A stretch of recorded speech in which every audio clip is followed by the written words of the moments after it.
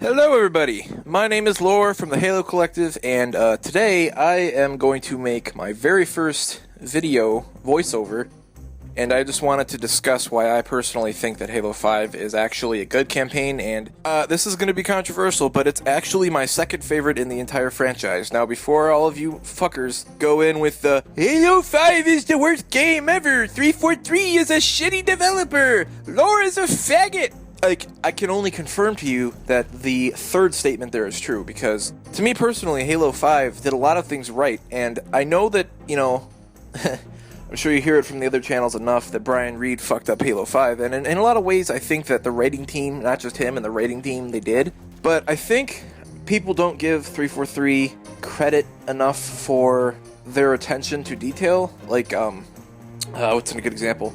Like, on St. Helios, or really anywhere in the game, but there's a lot of it on St. Helios. Like, there's a lot of AI moments where you'll be fighting, and an elite will be like, we can't let them take St. Helios, we will fall. And it's cool stuff like that that really, I guess it immerses me. But that's just one of the many things that I feel is something people don't appreciate enough. Another one that I feel doesn't get appreciated nearly enough is, Halo 5 soundtrack. I think it is phenomenal.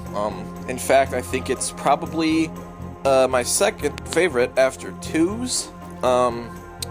See, a lot of people say 3 is the best, but my problem with it is that 3 reused a lot of Halo 2 stuff to the point where it felt like Marty copied it. And don't get me wrong, Marty's amazing, I love Marty. But my problem with that is that it felt like he didn't make enough new tracks for Halo 3. That's what I'm saying. And what Kazuma did for Halo 5 is similar to what Marty did with Halo 3, except that he made enough new things to the point where it felt like its own identity. Like, if you've heard the soundtrack Scavengers, that track has a lot of elements from the track Ghosts of Reach, Weight of Failure, has some 117 in there from Halo 4, and it's cool because he makes his own sound using old tracks, and there's a lot of that in the game, like the Trials, that track's awesome, and that one is another one. Combines elements from 117, Warthog Run, all of, fan favorites and stuff. And not only the soundtrack, oh yeah, and there's also Osiris Suite Act 3, that track is fucking dope. If you don't know which one that is, that's the one that plays while you're on Sunayon, and I can't even, explain to you how much I love it. It's my baby. But, yeah, the soundtrack's amazing. If you take a look at the sound design, too, like, not just the music, the sounds of the guns, I personally feel that those are also amazing. I love the way a lot of the weapons sound. I like the new plasma pistol sound. I love the new carbine sound. All that stuff. I like all the sounds. So the game has very good audio, is what I'm trying to say. The audio does a great job of immersing you. But, that's just another thing. Third thing I think it does really well is, for the most part, the environments are good. I will say that Meridian felt kind of bland. Like, it felt like Meridian was missing something. And I think that's really what kept Meridian from being a good area. And one of the main problems I have with 5's campaign, even though I love it, is that I hate how Meridian feels like such a slow start. Like, after that awesome opening level on Kamchatka, and then the blue team level on Argent Moon, I don't know. I guess Meridian just kind of felt like a bland, just like an empty, dead kind of and to be fair, in the lore it got glassed, but for a video game it just kind of felt boring. Now, I mean, the planet picked up when the Guardian rose and you had to traverse that awesome tower, and that felt really exciting, but, Meridian just kind of ended on a high note, but it wasn't enough to make me like the whole planet overall. Genesis is the next planet, and, Genesis, to me, felt a little bit too much like a Requiem copy. I didn't feel like it had its own personal identity. It felt very, copycat of Requiem. It was still a beautiful planet, but it was, you know what I mean? It didn't feel like a new area. It felt like I was on another part of Requiem. So, I mean, I like Genesis, but that's my main problem with it, is it didn't feel, new or like its own. But then we have St. Helios. Oh, man. That planet was unbelievable, and I don't care what people say. I personally think St. Helios is one of the best areas Halo ever has seen in a game, if not the best. I can't even explain to you how much I love, the Mantis section on the mission Swords of St. Helios with the track Walking Softly, which is a remix of the original Mantis track. That just whole section was phenomenal. I cannot even explain how much I loved it. And then, I'd say St. Helios' weak moment, which sort of was unfortunate, because throughout the game we kind of built up what we thought of the Kraken to begin with, because we see it on Kamchatka and stuff. I really think that the Kraken fight was very underwhelming. It felt pretty boring, because, you see this thing, like, stomping on rocks and crushing stuff, and in the end, all it really does is it kind of parks itself over a convenient giant hole, and it shoots at you. And you have Phaetons, which can rip apart the turrets on it, and you just land on it and blow up the core. This is a problem that Halo 3 Scarabs had too. They weren't hard at all. They were very easy. Even on Legendary, there was no difficulty in killing the Scarabs. All you had to do was blow the back off or get on it. Kill some Jackals, some Grunts, maybe a Brood or two, or in this case, an Elite or two, and just shoot the core till it explodes, and then take the Banshee and fly away, or in Halo 3's case, you would jump off and run away. It was the same thing. And it felt very underwhelming. Like, it didn't feel like a boss fight. It just kind of felt like a level ending. Like, I guess that's my best way to explain it. It felt like it was added as a cap to the level. And I guess that's what disappoints me about that area. But that level itself before the Kraken was still great. And I loved it just as much as I loved the one before it. And then Sunayon is without a doubt my favorite level in Halo 5. Like I said, Osiris Suite Act 3 just made it fucking great. And then there's that whole section where Arbiter and the other elites land with you and you take over that first gun. And you really feel like you're fighting with the elites. You feel like you're fighting for the Swords of St. Helios instead of for the UNSC. And I love that, and especially the part where, like, Arbiter's fleet appears in the skybox. That was, like, incredible. Like, looking up at that view was phenomenal. I love that.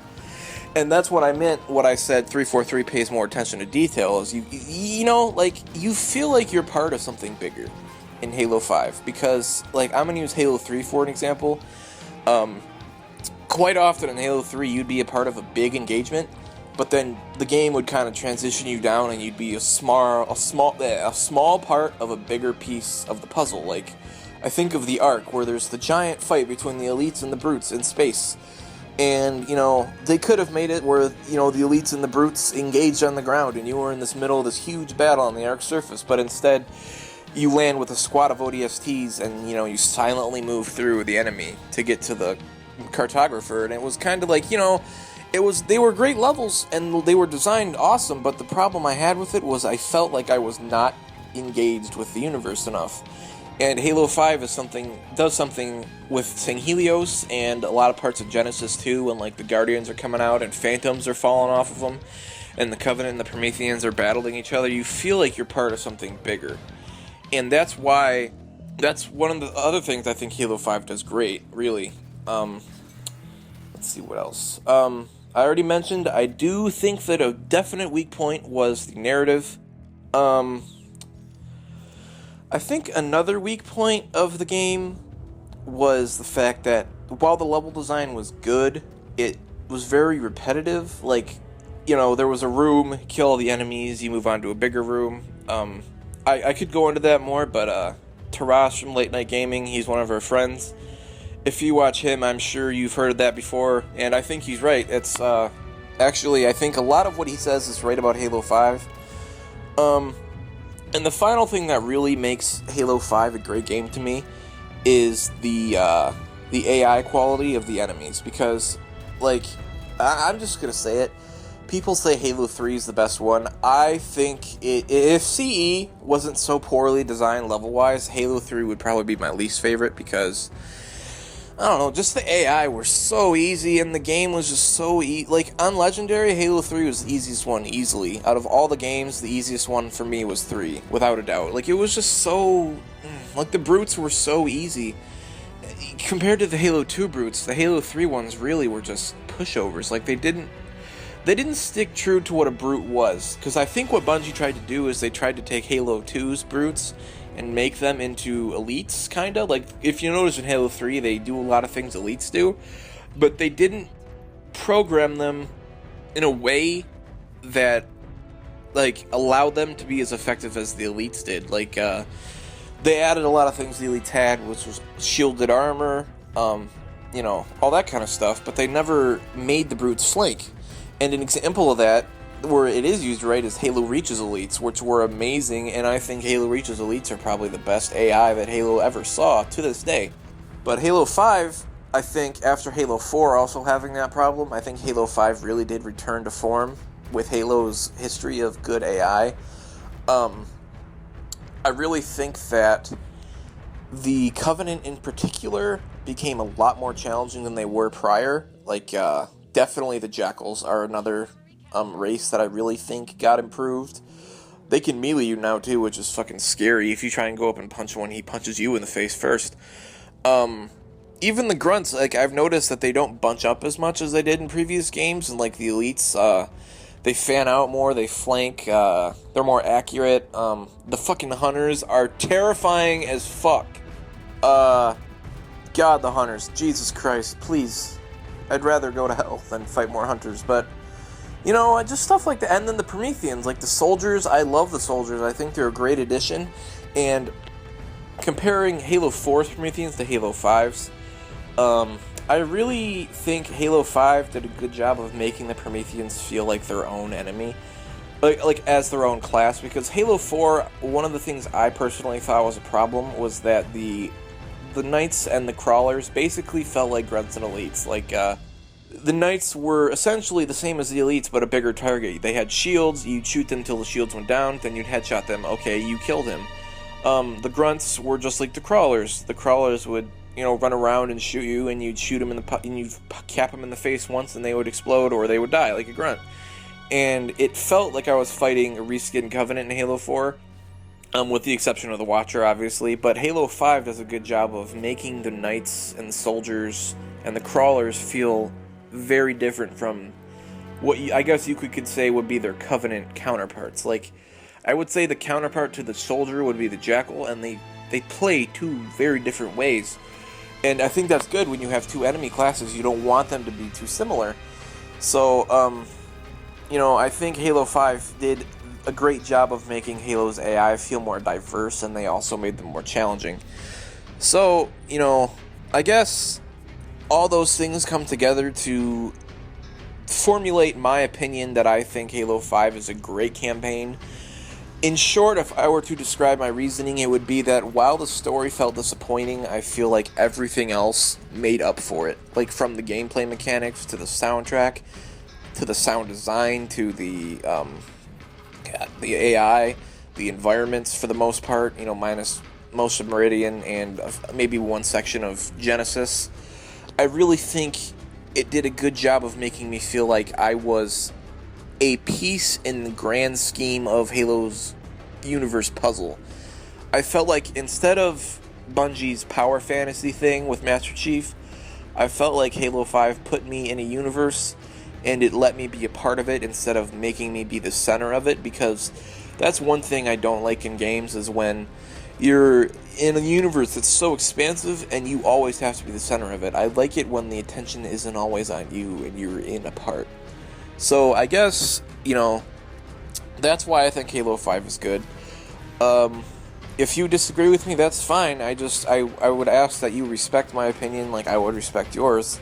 And I think that Halo 5's quality is certainly something that could be debated for hours, but I just felt like I would give you guys my personal opinions on it because we have an amazing fan base, and I really do enjoy talking with you guys in the comments. And I'm sorry if this video kind of sucks voice-wise, because I have never voiced anything before in my life. This is my first video, and I'm trying my best, and I know I kind of sound nervous and stuff. And I actually couldn't get my mic to work on my computer, so I have to use my phone.